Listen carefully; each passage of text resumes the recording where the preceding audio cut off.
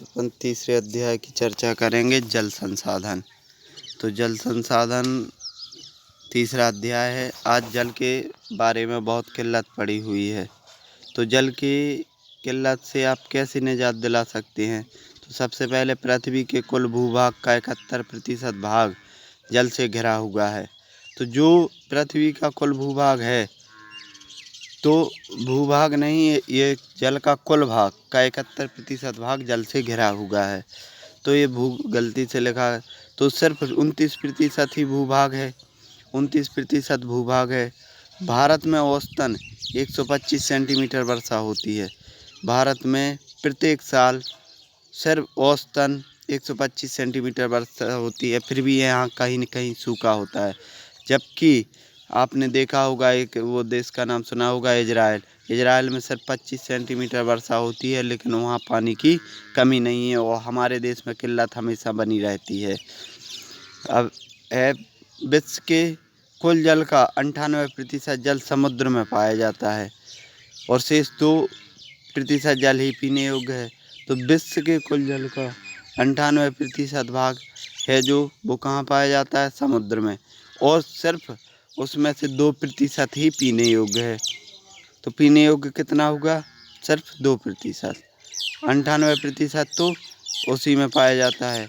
और पीने योग्य जल का जो 2% है, उसी को अगर 100% मानते हैं, तो जल 60% भाग बर्फ़ के रूप में ढका हुआ है। तो 60% क्या है, बर्फ़ के रूप में ढका हुआ है।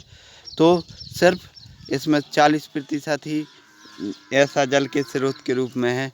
तो ये 60% बर्फ़ के रूप में ढका हुआ है। फिर आगे जल का जो भाग है, 40% भाग में 20% जल प्रदूषित है। तो 20% जल प्रदूषित है। अब ये जल प्रदूषित कौन कौन सा है, तो ये जैसे यमुना नदी है, आपकी दामोदर नदी है, और ये तमाम प्रकार की नदियाँ हैं, ये सब प्रदूषित नदियों के अंतर्गत आती हैं। और शेष जल का 10% भाग ही पीने योग्य है। तो जितने भी जल है, उसका 10% भाग ही पीने योग्य है। ठीक है। तो अब इस जल के बारे में आगे थोड़ी चर्चा करेंगे। तो अब आते हैं आप अध्याय पर, जल संसाधन पर। तो इसके बारे में आज पढ़ेंगे अपन नदियों के बारे में। तो नदियों के बारे में पढ़ेंगे। तो ये होती है भारत की नदी। सबसे पहले हम देखते हैं सिंधु नदी तंत्र। तो सिंधु नदी तंत्र ये थोड़ा बड़ा करते हैं, और देखो, ये सिंधु नदी तंत्र है सबसे ऊपर। तो ये भारत में सबसे पहले ये सिंधु नदी है। सिंधु नदी जो सबसे ऊपर निकली है, इसको थोड़ा लाइन करके बताते हैं। तो ये सबसे ऊपर सिंधु नदी है।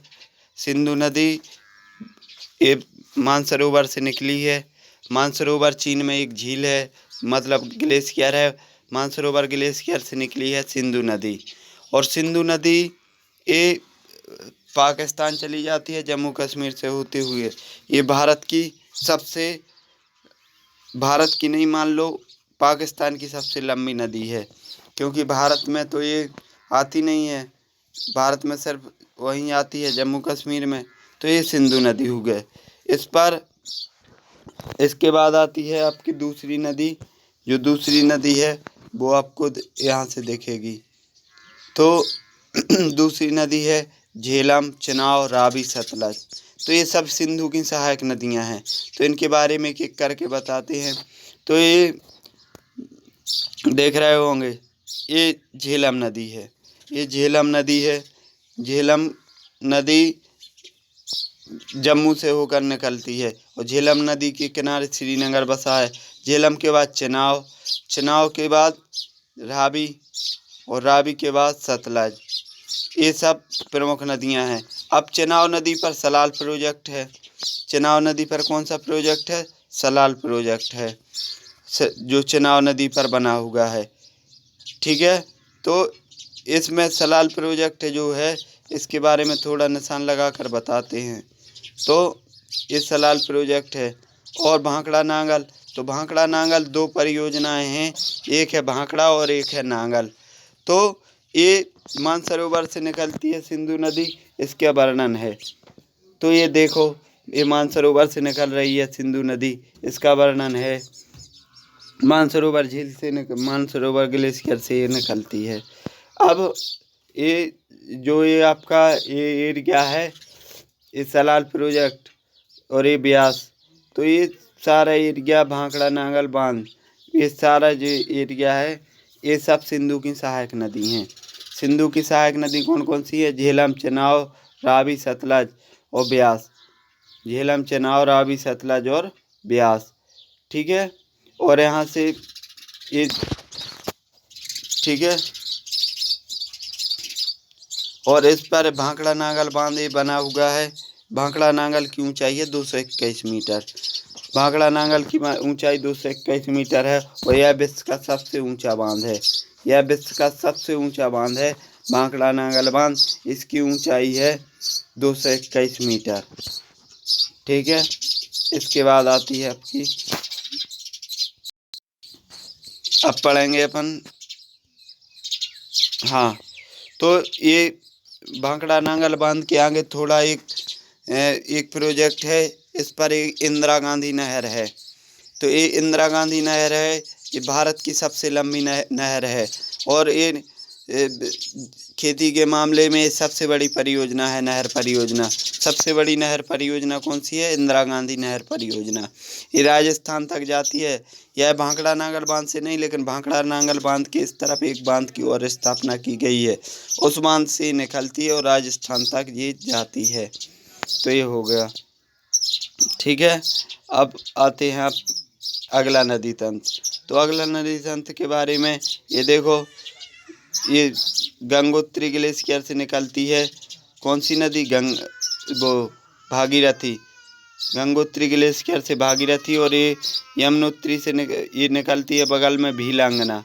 भीलांगना और गंगोत्री दोनों नदी निकलती हैं। इन दोनों नदियों का जहाँ संगम होता है, उस संगम पर एक बांध है जिसे बोलते हैं टेहरी बांध। इस पर एक टेहरी बांध का स्थापना की गई है, जहाँ ये दोनों नदियाँ मिलती हैं। फिर ये थोड़ी आगे निकलती है गंगा। तो जब ये भिलंगना और इस पर टेहरी बांध पर, तो इस पर एक नदी आके मिल जाती है। जब इस पर एक नदी आके मिल जाती है तो तब इसका नाम हो जाता है गंगा। तो गंगा, ये भिलंगना और वो मिल जाती है तो इसका गंगा नाम हो जाता है। अब गंगा नदी धीरे धीरे आगे बढ़ती है। तो गंगा नदी जैसे ही आगे बढ़ती है तो इसकी कई सहायक नदियां हैं।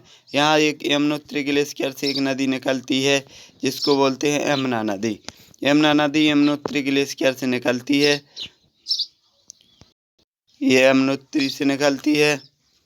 अब ये नदी यमुना नदी है जो, इसकी प्रमुख सहायक नदी है चंबल नदी।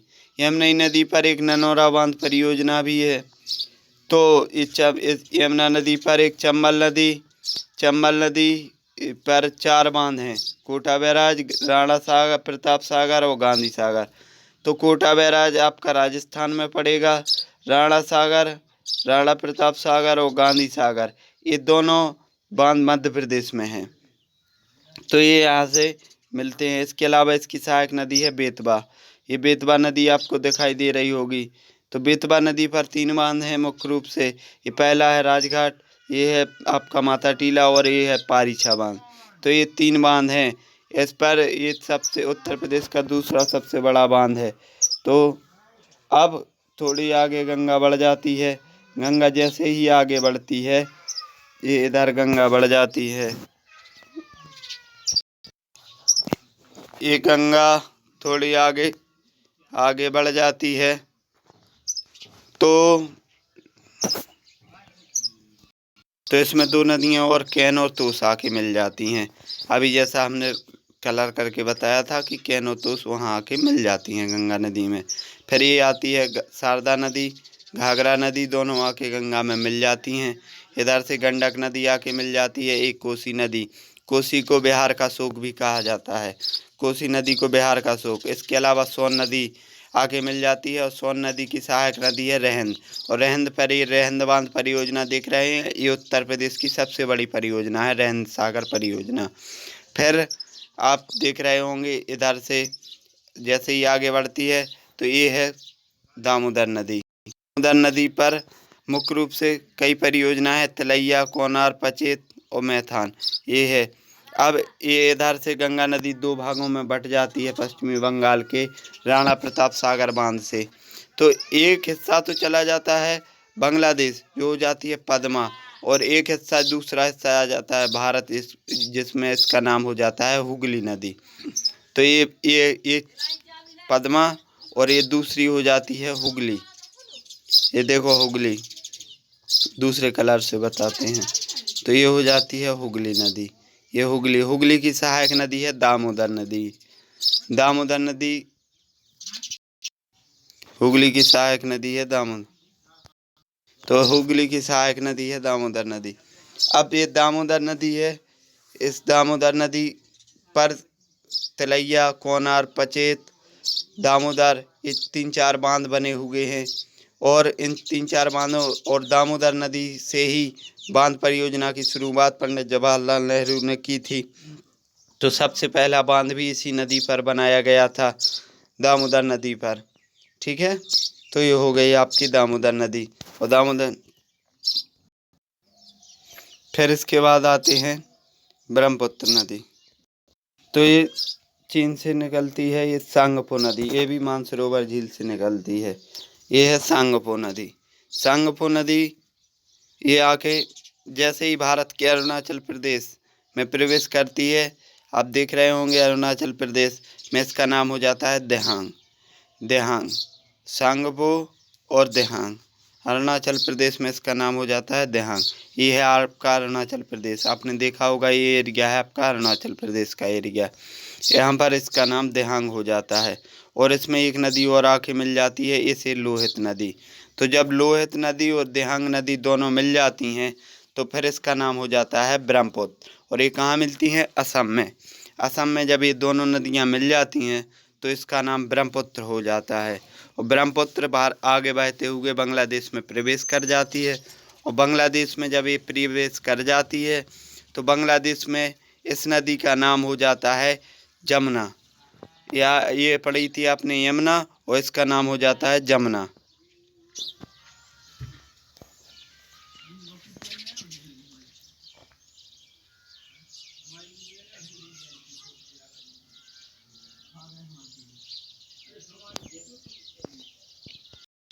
इधर से ये दो नदियाँ आके मिल जाती हैं।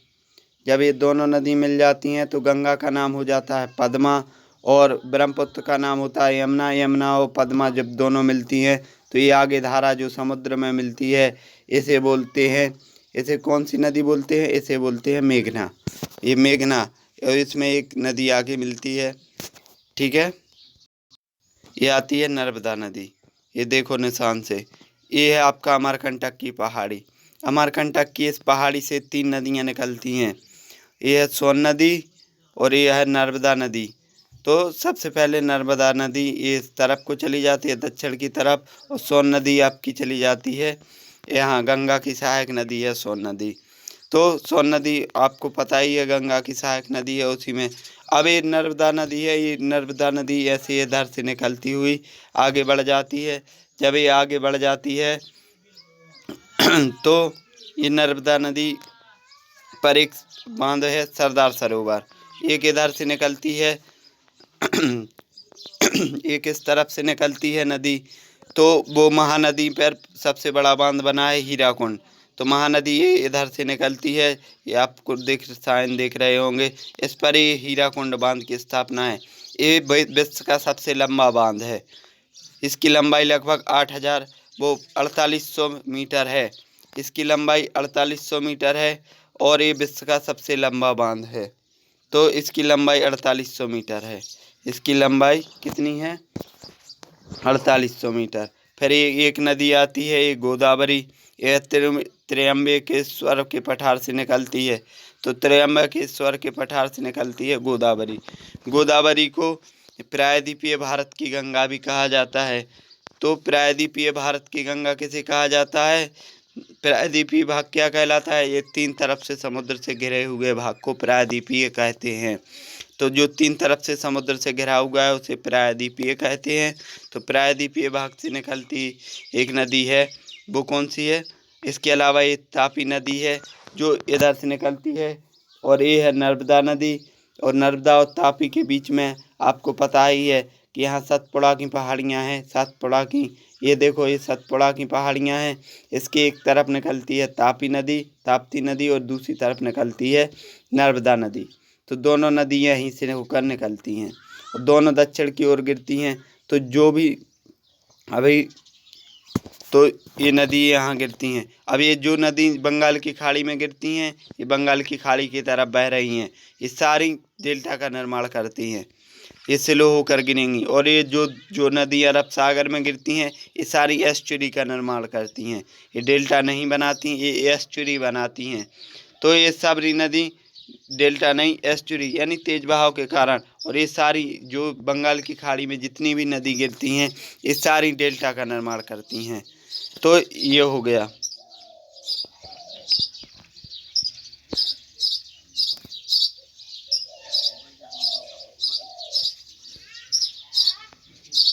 तो देखते हैं आपकी इधर दक्षिण की ओर निकलने वाली नदियों के नाम याद कर सकते हैं एक ट्रिक से। समानता में सबसे पहले सा से हो गई आपकी साबरमती, सा से हो गई साबरमती। और दूसरे नंबर माँ से हो गई माही नदी, माँ से हो गई माही, ठीक है। और तीसरी नंबर पर ना से हो गई नर्मदा, और 4 पर हो गई ताप्ती। ना से हो गई नर्मदा और ता से हो गई ताप्ती। अब शुरू करते हैं। इसके बाद है कृष्णा नदी। कृष्णा नदी आपको दिखाई दे रही होगी ये मानचित्र में। तो ये कृष्णा नदी है। कृष्णा नदी ये यहाँ से निकली है कोयना से। इस पर एक कोयना बांध भी है। तो ये इस तरफ से, तो ये इधर से, हाँ इसको, हाँ ये देखो ये निकली है। इस पर एक नागार्जुन सागर यहाँ परियोजना है। इसकी सहायक नदी है तुंगभद्रा नदी, और तुंगभद्रा पर ये तुंगभद्रा परियोजना है। तो ये हो गई तुंगभद्रा। इसके बाद आती है कावेरी नदी। इसे दक्षिण की गंगा कहा जाता है, दक्षिण की गंगा है। और इस पर एक बांध है मेट्टूर और पोन्नार, इसकी एक सहायक नदी है। फिर ये पेरियार है नीचे। तो कावेरी दक्षिण भारत की धन से भरपूर नदी है, क्योंकि ये जाते और आते हुए मानसून, दोनों प्रकार के मानसूनों से वो होती है, इसलिए ये हमेशा हरी भरी रहती है और ये वर्ष भर इसमें पानी रहता है। हिमालय के बाद सिर्फ यही नदी एक ऐसी है जिसमें वर्ष भर पानी रहता है। आप चैनल को सब्सक्राइब और ज़्यादा से ज़्यादा शेयर ज़रूर करें। धन्यवाद।